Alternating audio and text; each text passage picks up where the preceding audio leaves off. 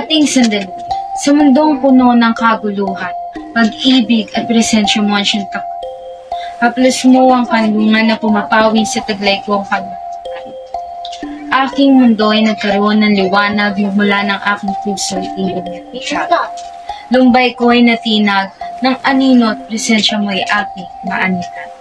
Yakap at haplos mo ang pumapawi sa mga pagluhang hindi ikaw ang sanib.